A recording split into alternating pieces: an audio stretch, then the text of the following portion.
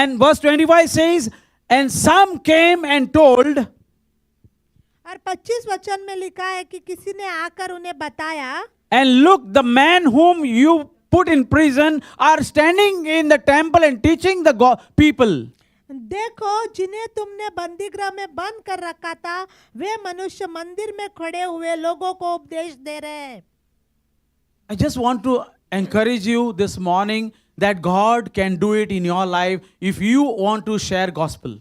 मैं आपको सिर्फ उत्साहित करना चाहता हूँ आज की सुबह के ऐसा ही कार्य परमेश्वर आपके भी जीवन में कर सकता है अगर आप सुसमाचार प्रचार करना। God is on your side, nobody can come against you. अगर परमेश्वर हमारा ओर है तो कौन हमारा विरोधी कोई नहीं। So if you want to see a revival in your state, in Goa, then you need to go and preach the name of Jesus boldly without getting any fear in your heart. अगर आप इस गोवा राज्य में बेदारी को देखना चाहते हो तो आपको साहस के साथ जाके प्रभु का वचन प्रचार करना होगा। Because you and I knows that what we are doing is a right thing in the eyes of God. क्योंकि आप और हम जानते हैं कि जो हम कर रहे हैं वो परमेश्वर की दृष्टि में सही है। And God has given us a commandment. Matthew 28:18-20 says, go out and make disciples. Jesus is on our side and come against you because we are doing the right thing to save souls. और परमेश्वर ने हमें आज्ञा दी है कि जाओ और चेला बनाओ और परमेश्वर हमारी ओर है तो कोई भी हमारे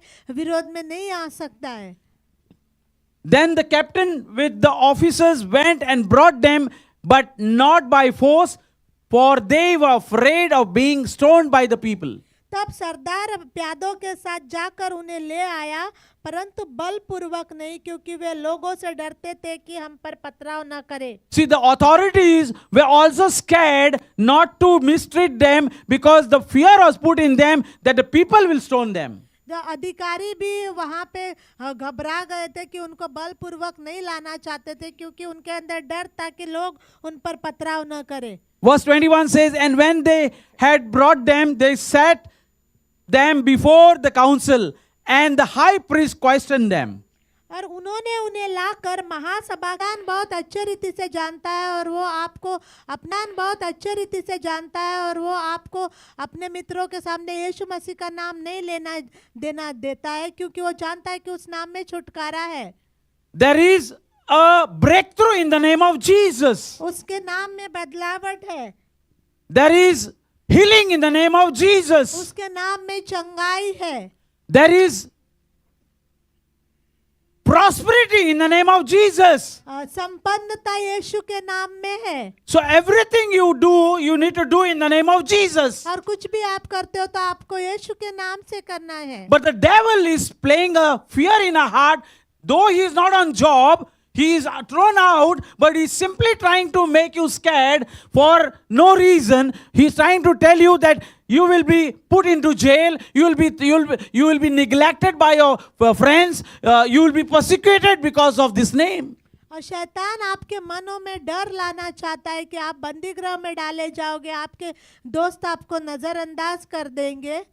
And many of you are already facing this kind of persecution, and God is trying to tell you, don't worry, speak the name of Jesus because they will be set free. और आप में से बहुत सारे लोग सताव का सामना कर रहे हैं लेकिन परमेश्वर कहता है कि आप चिंता मत करो, यीशु के नाम से आप प्रचार करो, परमेश्वर आपको स्वतंत्र आजाद करेगा।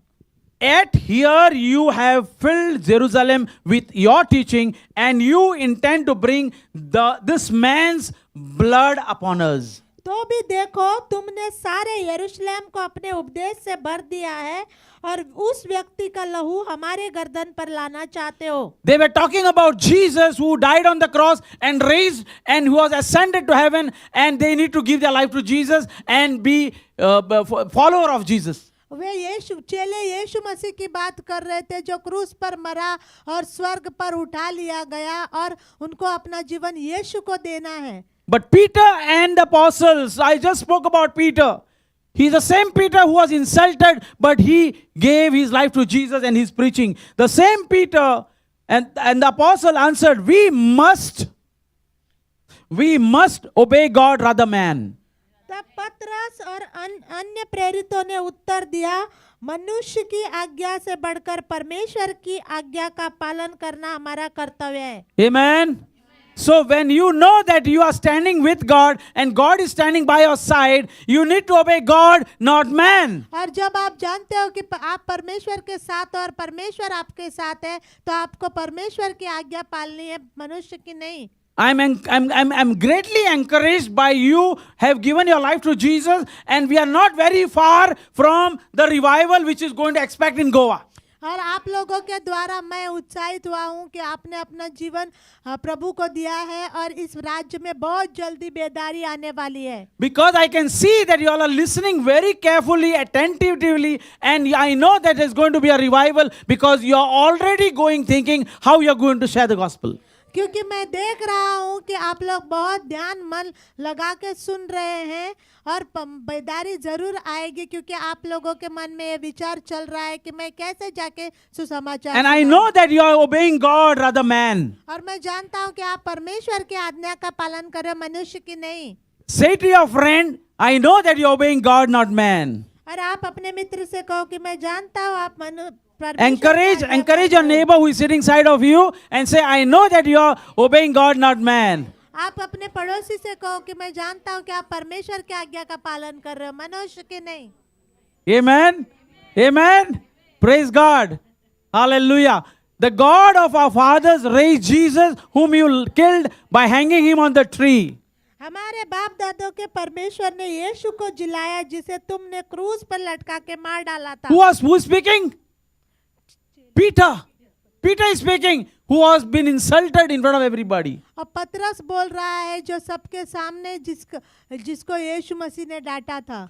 God exalted him at his right hand as leader and savior to give repentance to Israel and forgiveness of sins. उसी को परमेश्वर ने प्रभु और उद्धारकर्ता ठहराकर अपने दाहिने हाथ पर उच्च कर दिया है कि वह इजरायलियों को मन फिराव की शक्ति और पापों की क्षमा प्रदान करे। This is the message which he spoke boldly, and you and I need to give this message boldly, believing in our heart without hesitating that Jesus is the only way to the Father. Nobody can enter the heaven without Jesus. यह संदेश उसने साहस के साथ दिया, ऐसे ही हमें और आपको भी यह संदेश साहस के साथ देना है, क्योंकि यीशु मसीह ही वो रास्ता है जो हमें पिता तक ले सकता है।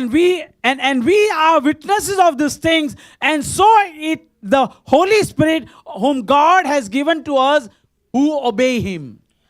हम इन बातों के गवाह हैं, और वैसे ही पवित्र आत्मा भी जिसे परमेश्वर ने उन्हें दिया है जो उसकी आज्ञा मानते हैं। So we have the Holy Spirit with us. हमारे पास पवित्र आत्मा है। Verse 33 says, when they heard this, they were enraged, they were angry and wanted to kill them. यह सुनकर वे जल गए और उन्हें मार डालना चाहा। My dear friends, when you speak about Jesus to your friends will say, I want to bash him up. जब आप अपने मित्रों से यीशु मसीह के बारे में बात करोगे तो वो भी ऐसे ही बोलेंगे कि मैं मारना चाहता हूँ। When they heard this, they were enraged and wanted to kill them. तो जब उन्होंने सुना वो लोग बहुत नाराज हो गए और उनको मार डालना चाहते थे। But Pharisees in the council, Gamaliel, लेकिन एक फरीसी जिसका नाम गमलीएल था, a teacher of the law held in honor by all the people. वो एक शिक्षक था जो बहुत ही नामी था लोगों के बीच में, stood by and gave orders. Look at this. This is very important. Fantastic how God works here. उसने खड़े होके कहा, I'm telling you, when God is on your side, who can touch you? मैं कहना चाहता हूँ कि जब परमेश्वर आपकी ओर है तो आपको कौन छू सकता है। I told you from the beginning, devil is not on the job, you are on the job. मैंने आपको पहले से ही कहा कि शैतान अपने काम से हटाया गया और आपको काम दिया गया है। He has been thrown out from the job. वो हटा दिया गया है। He has no power at all. उसके पास कोई भी सामर्थ्य अधिकार नहीं है। He is simply trying to make you scared, but don't worry. God is on your side, and if God is on your side, nobody can come against you. वो सिर्फ आपको डराने की कोशिश करता है, लेकिन परमेश्वर आपकी ओर है। अगर परमेश्वर आपकी ओर है तो आपके विरोध में कोई नहीं आ सकता।